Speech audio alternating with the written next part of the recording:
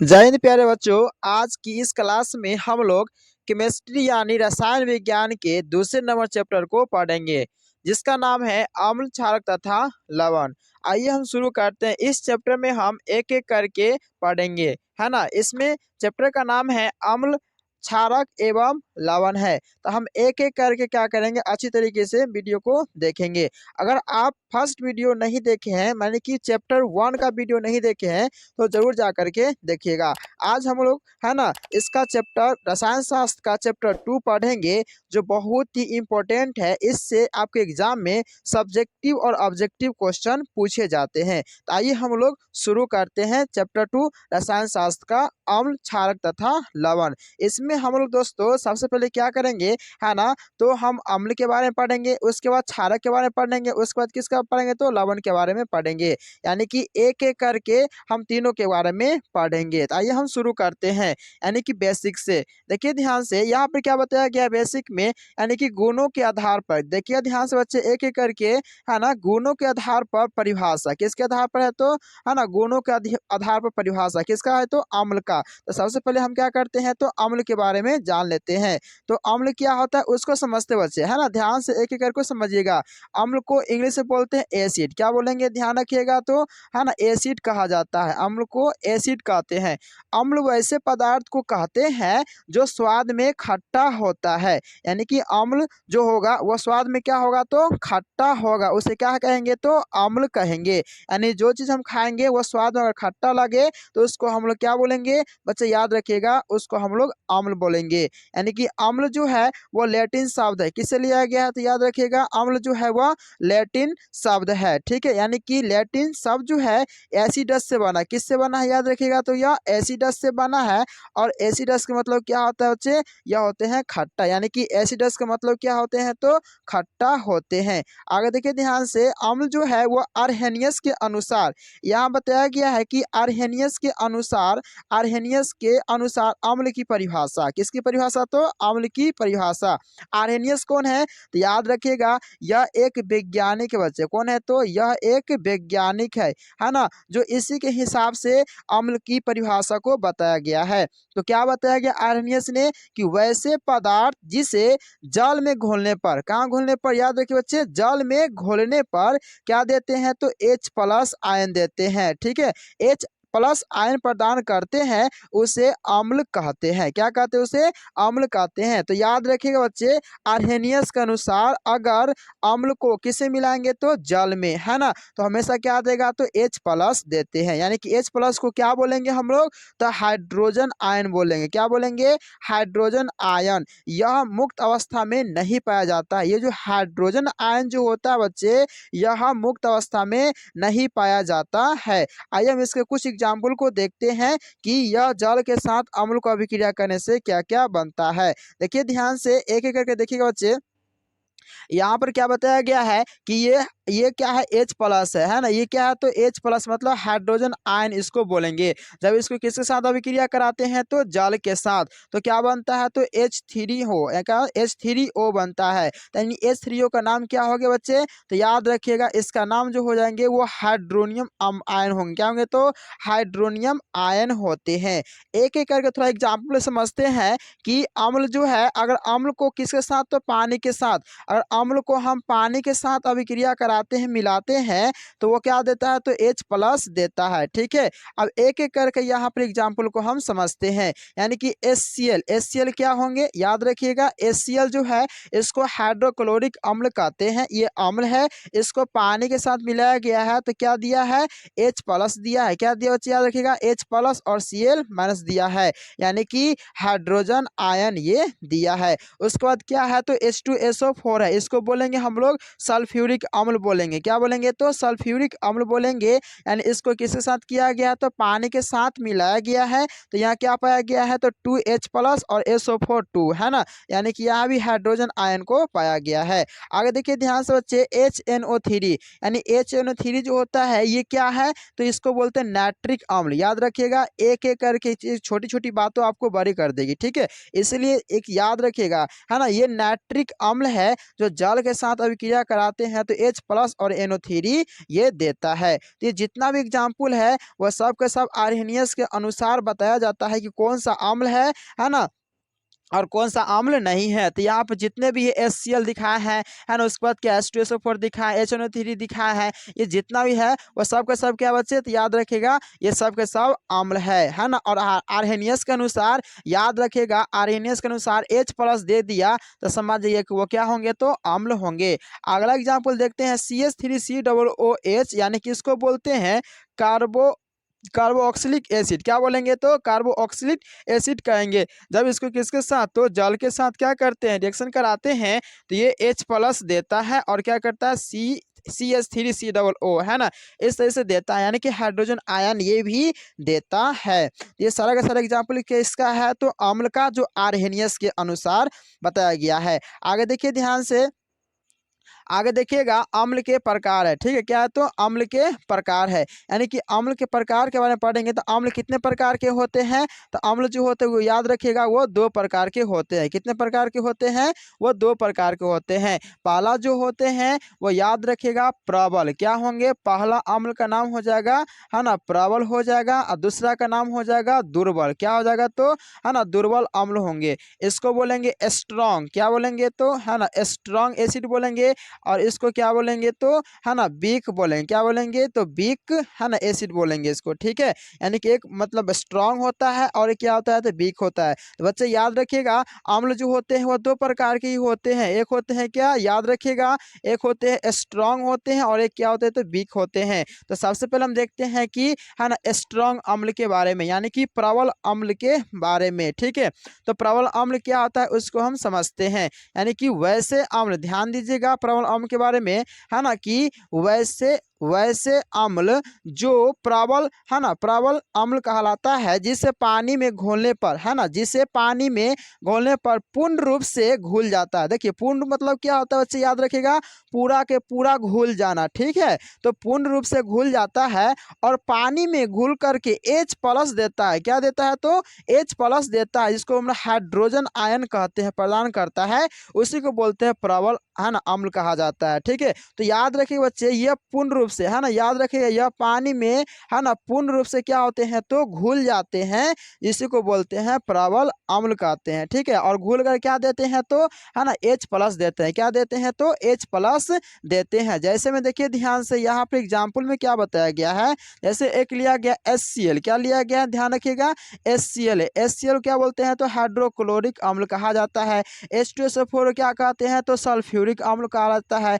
HNO3 क्या कहा जाता है, तो नाइट्रिक अम्ल कहा जाता है। इन सारे अम्लों को अगर क्या करते हैं, अगर HCl है प्लस इसको जल के साथ अभिक्रिया करते हैं तो यह क्या होते हैं, पूर्ण रूप से जल के साथ ये क्या होते हैं, मिल जाते हैं, घुल जाते हैं, यानी कि पूर्ण क्या होता है, क्रिया यहाँ पर हो जाता है, पूर्ण रूप से मिल जाता है। और इसी को बोलते हैं हम लोग क्या, तो याद रखिएगा इसी को बोलते हैं हम लोग प्रबल अम्ल कहते हैं। अब बताते हैं कि प्रबल अम्ल जो होता है वह घातक कैसे होता है। देखिए HCl है, H2SO4 है ना, ये सब जो प्रबल अम्ल जो होते हैं अगर हमारे शरीर पर थोड़ा भी पड़ गया तो हमारे स्किन के लिए बहुत घातक बन जाते हैं, ठीक है। आगे देखिए ध्यान से बच्चे, अगला जो है यहाँ पर क्या बताया गया है कि है ना कुछ विषैले अम्ल होते हैं, क्या होते हैं, कुछ विषैले है ना अम्ल होते हैं जिसको फिनॉल कहते हैं। और कुछ क्या होते हैं, तो विस्फोटक अम्ल होते हैं, क्या होते हैं बच्चे, कुछ विस्फोटक अम्ल होते हैं, इसको क्या नाम क्या है, तो HNO3 है, क्या है, तो HNO3 है। और कुछ संक्षारक होते हैं जो क्या करते हैं, उसको नष्ट कर देते हैं किसी वस्तु को, ठीक है, वो कौन है, तो H2SO4 है। जो कहाँ पे आ जाता है बच्चे, याद रखिएगा वो बैटरी का पानी होता है, ठीक है। जो बैटरी का पानी आप देखे होंगे ना, जो बैटरी जो पहले जमाने फिल्म चलता था, वो बैटरी में जो पानी जिसको तेजाब कहते हैं ना, वो है संक्षारक अम्ल होता है, यानी कि वो क्या होता है, तो H2SO4 होता है, काफी हार्ड ये अम्ल होता है, ठीक है। हमारे स्किन पर पड़ेगा तो हमारी स्किन को क्या करेगा, वो जला देगा, गला देगा, ठीक है। इसलिए इससे दूर रहना चाहिए, इसलिए इसको क्या बोला जाता है, तो इसलिए को हम लोग बोलते हैं प्रबल अम्ल, क्या बोलेंगे, तो प्रबल अम्ल कहते हैं इसको, ठीक है बच्चे। आगे देखिए ध्यान से, दुर्बल अम्ल, है ना, प्रबल समझ में आ गया होगा। आप समझते हैं कि दुर्बल अम्ल के बारे में, ठीक है। अब बच्चे ध्यान दीजिएगा कि दुर्बल अम्ल दूसरा है ना, दुर्बल अम्ल की क्या बोलते हैं, तो वीक एसिड, क्या बोलेंगे, तो वीक एसिड, यानी कि वैसे अम्ल को दुर्बल कहा जाता है जो पानी में आंशिक रूप से, है ना, किस रूप से, तो आंशिक रूप से, है ना, घुल करके H+ हाइड्रोजन आयन प्रदान करते हैं। तो याद रखिए बच्चे कि आंशिक रूप से क्या होता है, आंशिक मतलब पूर्ण रूप से नहीं, है ना। अब उसमें देखेंगे पूर्ण रूप से घुल गया, इसे पूर्ण रूप से नहीं घुलता, उसी को क्या बोलते हैं, आंशिक रूप से, है ना। थोड़ा मिल जाना, थोड़ा नहीं मिलना, है ना, वो क्या कहलाता है, तो दुर्बल अम्ल कहलाता है। इससे हमारे उतना ज़्यादा घातक ये होता नहीं है। जैसे CH3COOH, इसका नाम क्या हो गया, तो याद रखिएगा कार्बो ऑक्सिलिक एसिड होता है, इसका नाम क्या होता है, तो कार्बो ऑक्सिलिक एसिड होता है। ठीक है, अगला H2CO3 यानी कि है ना, कार्बोनिक एसिड होता है, क्या होता है, तो कार्बोनिक एसिड होता है। तो ध्यान रखिए बच्चे, फिर से बताता हूँ कि दुर्बल अम्ल क्या होता है, जो आंशिक रूप से घुलता है, जल में क्या होता है, आंशिक रूप से घुलता है, उसे क्या बोलेंगे, तो दुर्बल अम्ल कहेंगे। आगे देखिए ध्यान से, अगला क्या है, अगला जो है आप क्षारक के बारे में, आप अम्ल के बारे में आपको समझ में आ गया होगा। ठीक है, अम्ल दो प्रकार के होते हैं, प्रबल अम्ल होते हैं, दुर्बल अम्ल होते हैं। प्रबल अम्ल क्या होता है, जो पूर्ण रूप से घुल करके, है ना, पूर्ण रूप से घुल जाते हैं जल में, वो क्या होता है, प्रबल होते हैं। और आंशिक रूप से घुलते हैं, उसे क्या बोलते हैं, तो दुर्बल कहते हैं। ठीक है, अब हम देखेंगे बच्चे क्षारक के बारे में। आप क्षारक बोलिए या इसी का गाढ़ नाम बोल दीजिए, क्या, तो भस्म, है ना। आपको कंफ्यूज नहीं होना है कि, है ना, सर क्षारक बोल दिए तो भस्म क्या है। याद रखिए, क्षारक बोलिए या भस्म बोलिए, दोनों एक ही प्रकार, दोनों का नाम एक ही होते हैं। ठीक है, जिसको हम लोग इंग्लिश में क्या बोलते हैं, तो बेस कहते हैं। क्या बोलते हैं बच्चे, याद रखिएगा, तो इंग्लिश में बेस कहा जाता है। ठीक है, तो बेस कहते हैं किसे, वो ध्यान से देखिए, ध्यान से यहाँ पर क्या बताया गया है कि वैसे भस्म जो पानी में घुल जाए, है ना, पानी में क्या हो जाए, तो घुल जाए, उसे क्या बोलेंगे, तो क्षार कहेंगे। उसे क्या कहेंगे, तो बच्चे क्षार कहेंगे। और इसका भी क्या होगा, तो डिफिनीशन होगा। पहले देखते हैं गुण के आधार पर, किसके आधार पर, तो गुण के आधार पर, है ना, परिभाषा, गुण के आधार पर परिभाषा को देखते हैं, किसका, तो भस्म का। ठीक है, तो भस्म, है ना, ध्यान दीजिए बच्चे कि भस्म क्या होंगे, है ना, भस्म जो है वैसे पदार्थ को कहते हैं जो स्वाद में क्या होते हैं, कड़वा होते हैं, है ना। भस्म वैसे पदार्थ को कहते हैं जो स्वाद में क्या होते हैं, तो कड़वा होते हैं। अब देखिए ध्यान से, ये तो गुण के आधार पर परिभाषा हो गया, जो स्वाद में क्या, तो मतलब कड़वा होते हैं, वो क्या कहलाते हैं, तो भस्म कहलाते हैं। अब यहाँ पर एक वैज्ञानिक जिसका नाम है आर्हेनियस, क्या नाम है, तो आर्हेनियस। बच्चे याद रखिएगा, इस आर्हेनियस के अनुसार हम लोग देखते हैं कि भस्म की परिभाषा क्या होता है। ठीक है, तो इस आर्हेनियस का कहना है कि वैसा पदार्थ जिसे जल में घोलने पर OH- देता है, क्या देता है, तो OH- प्रदान करता है, उसे क्या बोलते हैं, भस्म या क्षार कहते हैं। आर्हेनियस ने कहा कि अगर हम जल के साथ घोलते हैं, ठीक है, भस्म को, तो हमेशा क्या देगा, तो OH- देगा। तो हम समझ जाएंगे कि वो क्या होंगे, तो भस्म होंगे। यानी कि OH- कहने का मतलब क्या हो गया, तो हाइड्रो ऑक्साइड आयन, क्या होगा बच्चे, याद रखिएगा, तो हाइड्रो ऑक्साइड आयन होते हैं। अब एग्जाम्पल में समझते हैं एक एक करके। ठीक है, एग्जाम्पल में क्या बताया गया है, जैसे में भस्म, देखिए ध्यान से बच्चे, भस्म हो गया और ये क्या हो गया, तो पानी। भस्म के साथ पानी को अगर क्या करेंगे, मिलाएंगे, तो क्या OH- यानी कि हाइड्रो ऑक्साइड, इसको क्या बोलेंगे, तो हाइड्रो ऑक्साइड आयन कहेंगे। ठीक है, ठीक उसी प्रकार से देखिए ध्यान से, यहाँ पर बच्चे पहला एग्जाम्पल है कि KOH, क्या है, तो KOH यानी कि इसको बोलेंगे पोटेशियम हाइड्रो ऑक्साइड। ये जल के साथ रिएक्शन करता है तो क्या बनता है, तो K+ बनता है और OH- देता है। ठीक है, उसके बाद क्या है, तो NaOH सोडियम हाइड्रो ऑक्साइड, इसको क्या करते हैं, तो जल के साथ अभी क्रिया कराते हैं तो Na+ देता है, उसके बाद OH- यहाँ पर देता है। ठीक है, यानी KOH को बोलेंगे पोटेशियम हाइड्रो ऑक्साइड और NaOH को क्या बोलेंगे, तो सोडियम हाइड्रो ऑक्साइड कहेंगे। यानी कि यही हो गया भस्म।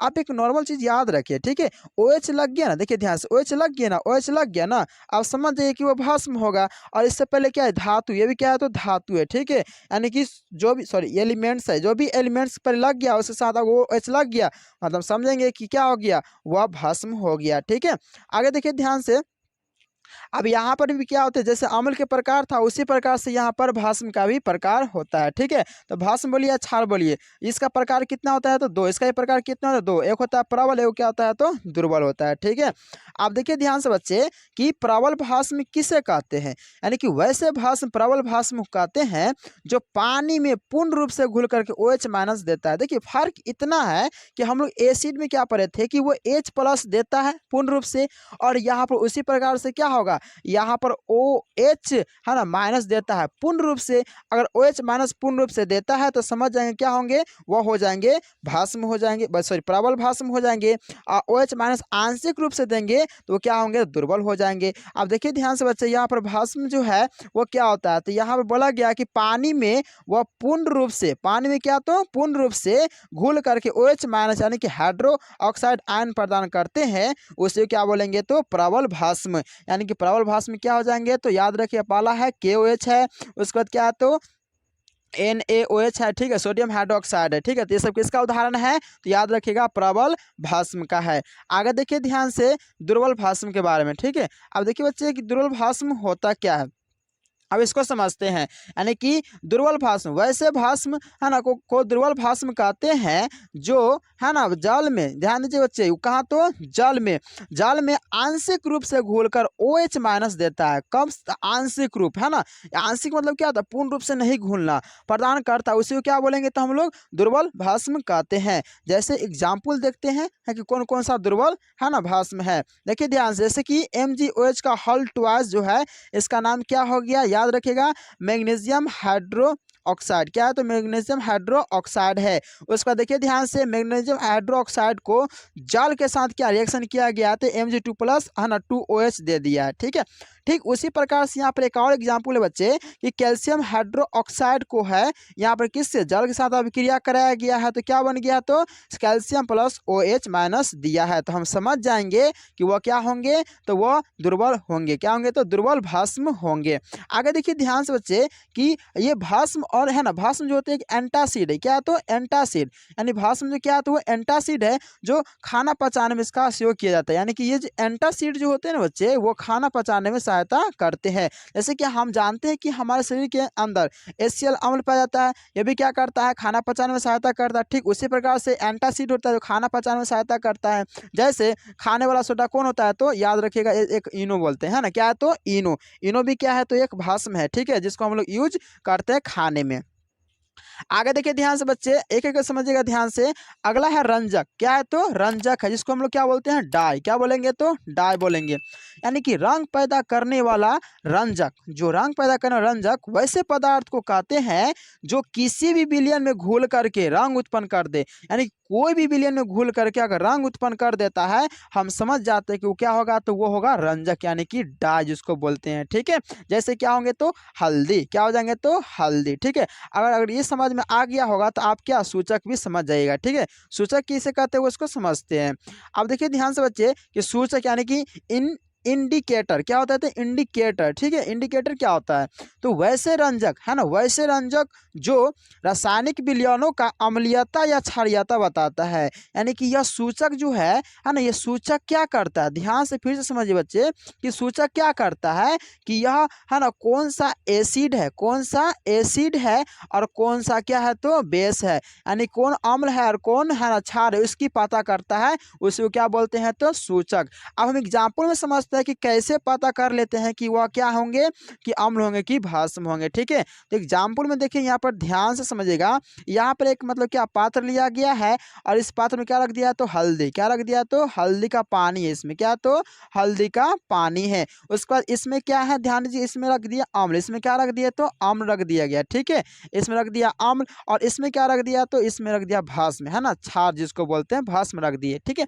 अब देखिए ध्यान से ये हल्दी का जो पानी है ना, हल्दी का जो पानी है अगर हल्दी का पानी में अगर अम्ल को मिलाएंगे, ध्यान से देखिए बच्चे, अगर हल्दी का ही पानी है इसमें क्या करेंगे अगर अम्ल को मिलाएंगे, क्या मिलाएंगे तो अम्ल को मिलाएंगे तो यह रंग में परिवर्तन नहीं करेगा, ठीक है। ध्यान रखिए फिर से बताता हूँ कि हल्दी का पानी है, हल्दी का पानी ये अम्ल है, अम्ल को क्या करेंगे हल्दी के पानी में डालेंगे, क्या डालेंगे तो हल्दी के पानी में डालेंगे अम्ल को, तो यह रंग में परिवर्तन नहीं करेगा। जैसे ही रंग में परिवर्तन नहीं करेगा तो हम समझ जाएंगे है ना कि वो क्या होंगे, वो अम्ल अम्ल होंगे। आगे देखिए ध्यान से, अगर मान लीजिए कि ये क्षार है, क्या है तो क्षार है, क्षार को अगर इसमें क्या करेंगे, अगर रखेंगे हल्दी के पानी में तो यह रंग में परिवर्तन करेगा। क्या करेगा, रंग में परिवर्तन करेगा। तो ध्यान रखिए बच्चे, अगर रंग में परिवर्तन नहीं करेगा, रंग में परिवर्तन नहीं करेगा, वो क्या हो जाएगा तो एसिड होगा। क्या होगा तो एसिड होगा। अगर रंग में परिवर्तन कर देगा तो समझिए क्या होंगे तो वो बेस हो जाएंगे। क्या होंगे, बेस होंगे। यानी इसी चीज को पता करने के लिए किसका उपयोग करते हैं हम लोग, सूचक का। किसका उपयोग करते हैं तो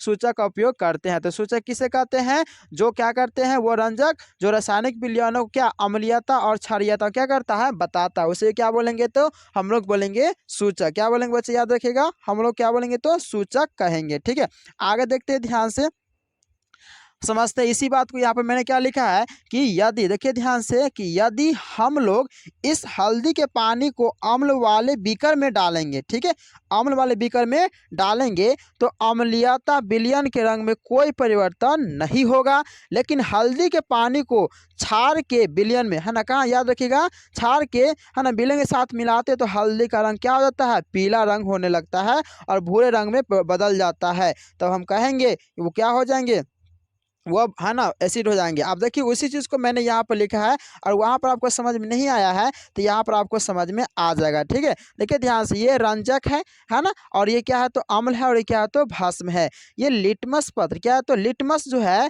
वो क्या कर देता है, वो लाल को नीला कर देता है। क्या करता है, लाल को नीला कर देता है। समझ जाइए, अगर जो नीला को लाल कर दे, क्या कर दे, नीला को लाल कर दे, वह होगा अम्ल। क्या होगा, अम्ल। और जो लाल को नीला कर दे वो क्या होगा तो भस्म होगा बच्चे, याद रखिएगा। ठीक है, और देखिए ध्यान से, रंग में बदलाव नहीं होगा। जो ये जो होगा यह रंग में बदलाव नहीं करेगा, जबकि रंग में बदलाव करेगा।